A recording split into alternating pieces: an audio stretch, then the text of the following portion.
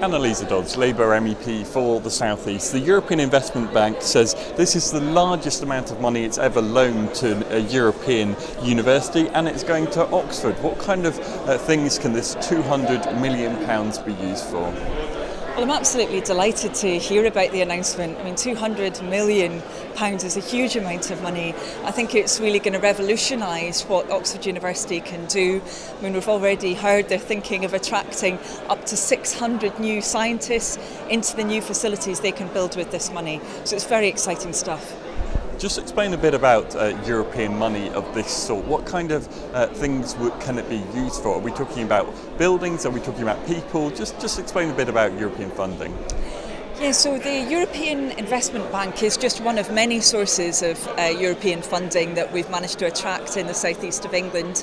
Essentially, the European Investment Bank gives out really long-term loans. So the one to Oxford University we're just hearing about, that's going to only have to be paid back after 30 years. And it's on very favourable terms, so much better than the university would be able to get through the ordinary market.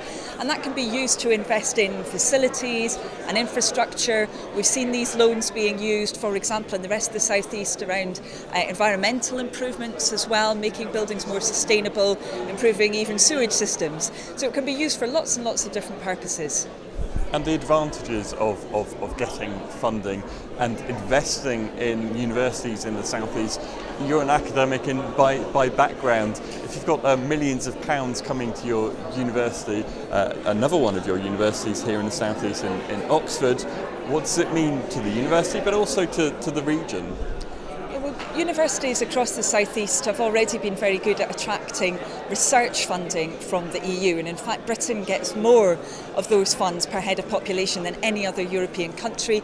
We're also now getting more of the European Investment Bank funds than any other European country for our universities, and I think that's because we've got a great track record of producing world-class research, of really helping lots of different people into higher education as well, having a very expansive higher education system.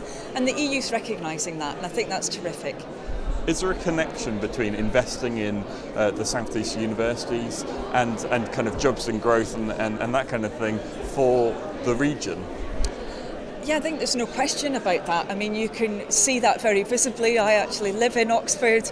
I know lots of people who are employed by the university, not just people who are scientists or people who are academics, but all the support staff as well, the technicians, the cleaners, people who work in the canteens, people who help with all the logistics.